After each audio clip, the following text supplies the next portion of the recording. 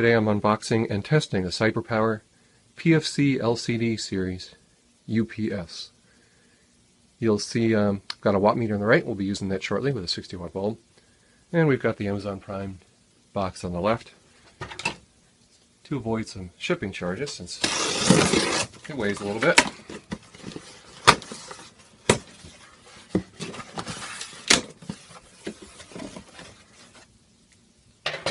$10 price point, 15% or more, actually $850 up to $1,000. So I went with the $1,000. Same box, same dimensions, same size. Quite a bit more capacity for a small amount of additional dollars.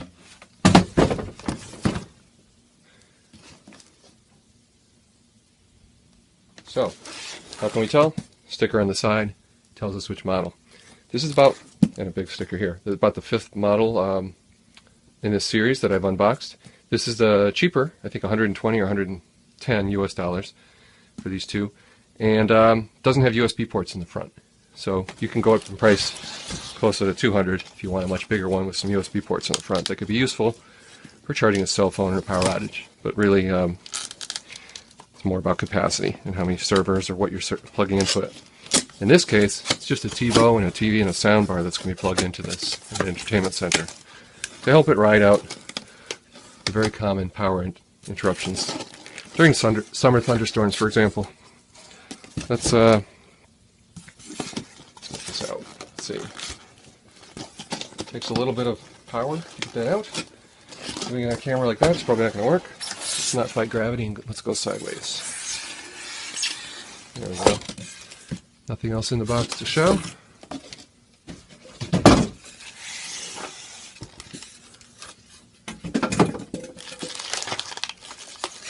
Set the foam aside.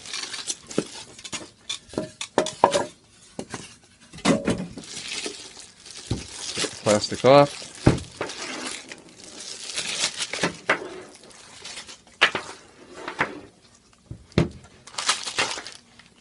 Let's go what through comes in the packaging. Got the battery itself with the front bezel covered in a nice protective film.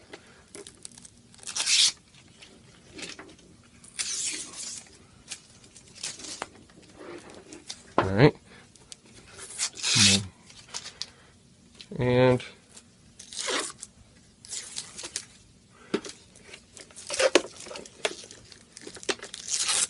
okay, all the film has been removed. What do we have next? If we look at the bottom, you'll see there's a screw in there, so you're not going to slide this off by accident. The other thing you'll notice is some directions.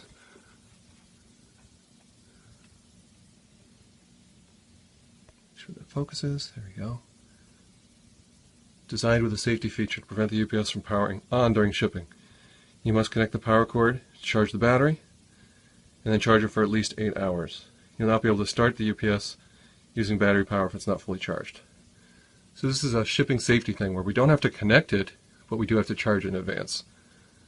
So, I'm going to push and hold the power button. I'm going to hear a tone, followed by a short beep. So basically for about a second or so, I'm going to be pushing the power button to turn this on for the first time. And then I just wait for it to power up.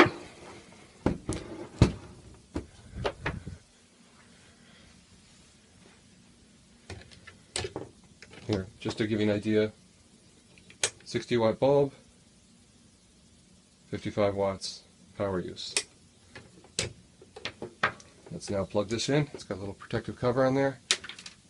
Let me make sure you're in focus. There we go.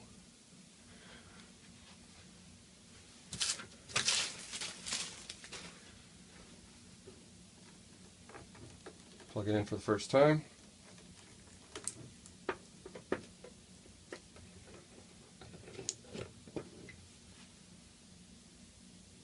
And push the power button, just like it said. So it would appear I didn't hold it long enough. There. We held it about 2 seconds. We heard the beep that it talked about.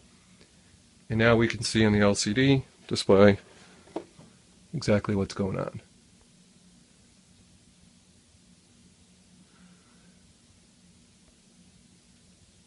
Okay.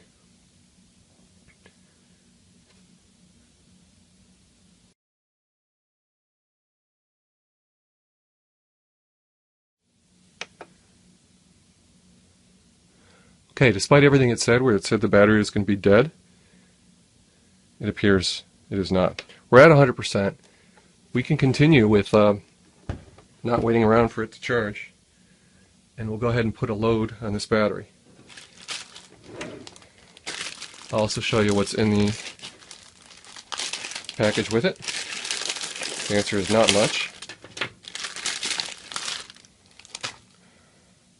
Not really sure why that piece of plastic is there. Simple instructions. Software, if we chose to use that. Product registration card. And a bit of a cheat sheet on the functional setup. So, very clear that power on, you're supposed to be holding it for 2 seconds according to this. And it talks about cycling through all the display stuff. For the alarm, for instance, we're going to want to hit function and silence the alarm. Press the switch to roll up the function menu. Let's give that a try. Let's also show you the back of the unit after I finish showing you the cable. So we've got a coaxial cable. That's what that was, a protective cap during shipping. A coax cable, phone cable, USB cable. Around the back of the unit, you'll see all the ports. USB is what I'm going to use for monitoring if I have a computer nearby. I tend to not use coax or phone connectors much anymore. You'll notice we'll want to plug in all our stuff over here, battery plus surge. If we ever really abuse this thing, the circuit breaker will pop out and you'll have to push that red button in. Because you only have 5 ports here, you're not really supposed to use surge/power strips or surge suppressing power strips off of a UPS. I like to buy a set of these passive devices. So this gives me a whole lot more ability to plug stuff in the back. This multi-pack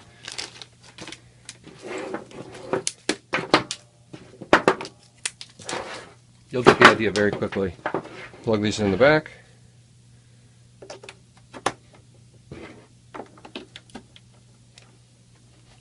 You'll still have power straight into the back for units that have a regular power cord, but you'll also have space for an extra power brick, say. Behind a TiVo or entertainment center that does a wonderful job at handling all your power needs.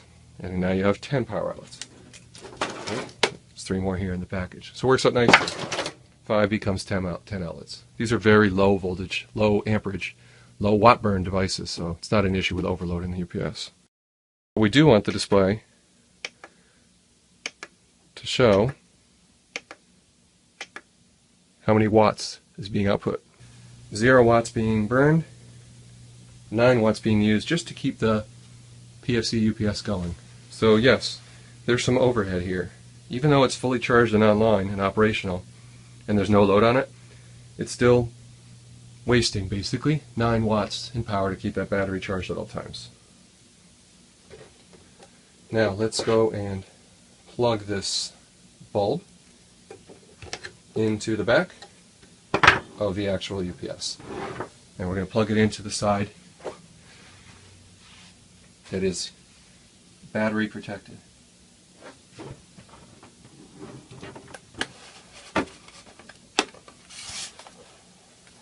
Okay, let's get that display on. 0 watts.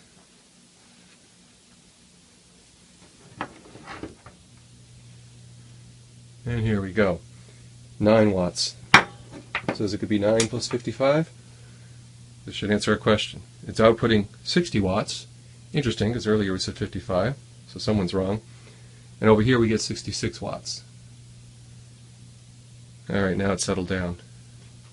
So yes, we're within 1 watt of what the bulb was plugged directly into this kilowatt easy watt meter.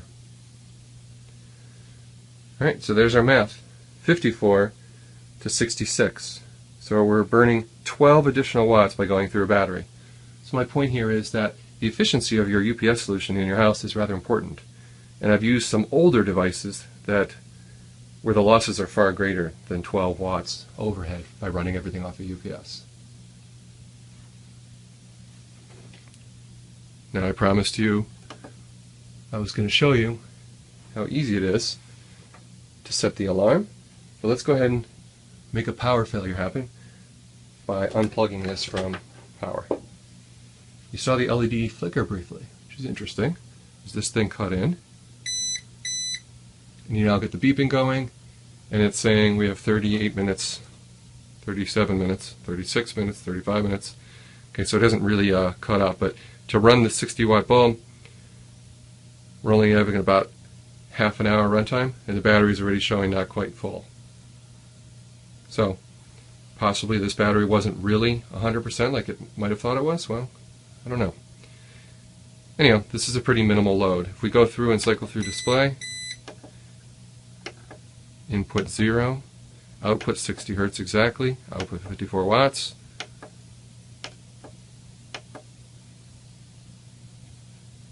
%,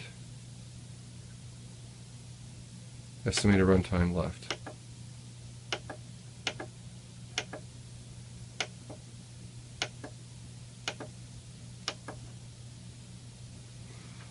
We get battery power again. Goes back into charging mode. You'll see it says online here.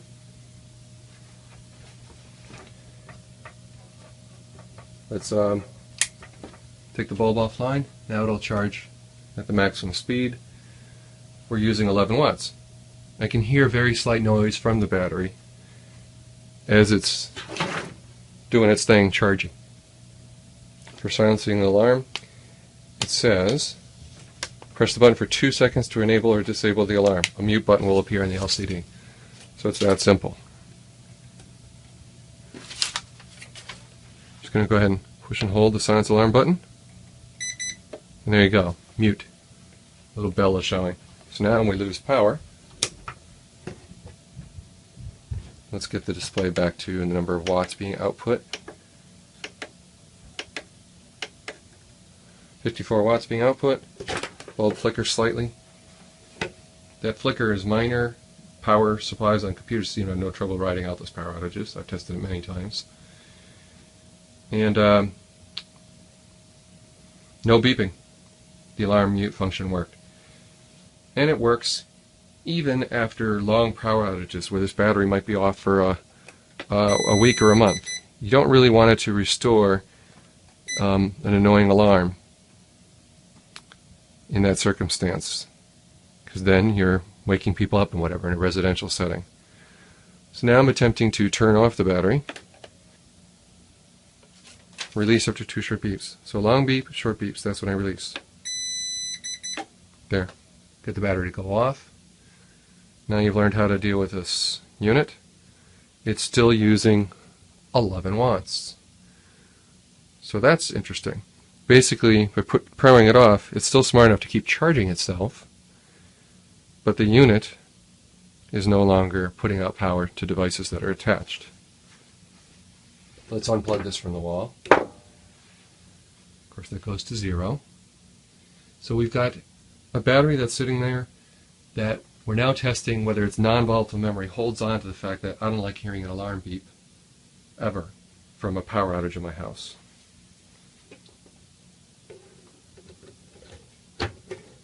Restore power.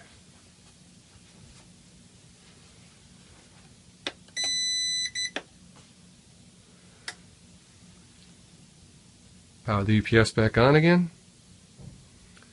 Okay, and it went to kind of a factory default of input of 119 volts, but the mute is still showing, a little bell with a line through it, indicating the alarm is still silenced. Control button, we didn't really use.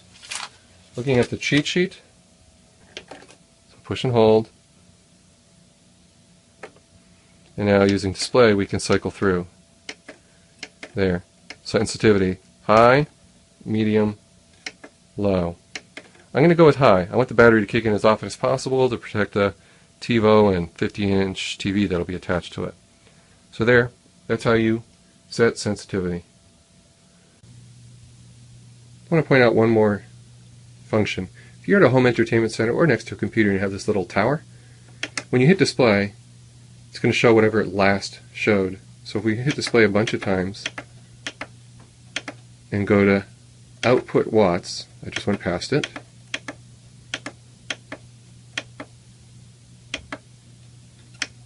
output watts, it gives us a nice real-time display of what we're using. So you don't need software or the USB cable. Next to an entertainment center, you just walk up to the unit and push display. I like that. It's not on all the time, presumably to save a little electricity. And that display is going to go off shortly if we hit nothing. When there's a power event, the display will automatically pop on. So, say you've got this battery on an entertainment center. When you have a power outage in your house, this LCD will automatically turn on. And you might hear a very faint noise as the UPS kicks into action, keeping your TV powered up. And you'll see exactly how many watts are burning to keep your TV and your maybe a TiVo or DVR or something going. I'll point out you probably shouldn't plug in a soundbar or subwoofer or a high-powered audio entertainment center into this lower-end UPS unit, because you'll overload it and it'll abruptly shut off in the middle of enjoying, say, a Blu-ray disc. Notice the display went away, so we can reach over at any time and see how many watts are being used just by simply tapping the display button. It's that simple. So training a family on knowing what your real-time use of power is as easy as hitting a button on the display.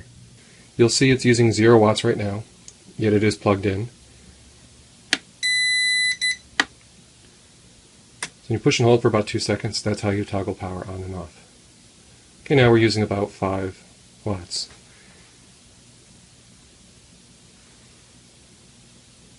When the LCD display turns off, it uses about 4 watts. So the LCD display itself uses about 1 watt.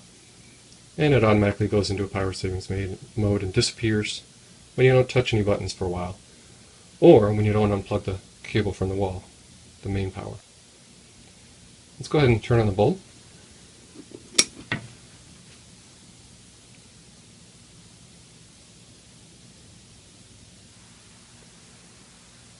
The reason the bulb is on is to demonstrate when I've actually successfully turned off the UPS.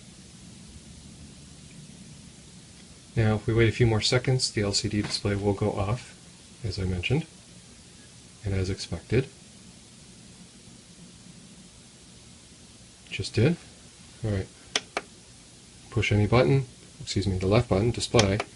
We can cycle through and get it to show 54 watts. Why the difference? 8 watts is the overhead or charge in the UPS batteries. Why is the 5 cut off? That's just because the camera angle's so high. It doesn't mean anything. Alright, we can fix that. So, let's now power off the UPS. So when I power off the UPS, obviously the bulb's going to go off. How many watts are we burning out of the outlet? 0. So the UPS, battery, and charging functions, everything, are entirely off. Hopefully that clarifies power on and off operations on the CyberPower PFCLCD series of UPSs. I'll clarify some things about the power operations on the CyberPower PFCLCD series of UPSs. Right now it's off. This cable is plugged into this UPS, and there's no display. If you push a button on the display, absolutely nothing happens. Push and hold this for about 2 seconds. So when you hear that second short beep, that's when you can let go of the power button. And it's now showing input power. Let's go and say output power of 0, charging with 5. Put a LED, let's put a bulb on.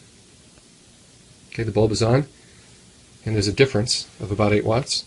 So this thing's using up 8 watts, being in the middle of the power between the bulb and the wall power. Alright. I can also point out, go back to 0 load here, cycling through the display, What is our charge state on this battery? We are at 100% right now. Why is that important? Well, I want to point out that at 100%, even then, we're still using 5 watts of power from the wall. Okay, let's put the bulb back on so that you are convinced when I've turned off this battery successfully. 54 watts in use, push and hold. Again, it's about 2 seconds. 1 second is too short, 2 seconds is just right. Power is off. The battery is using absolutely no power from the wall at all. We're at 0 watts down here. Hopefully you found this video helpful. Thank you for watching and for visiting tinkertry.com.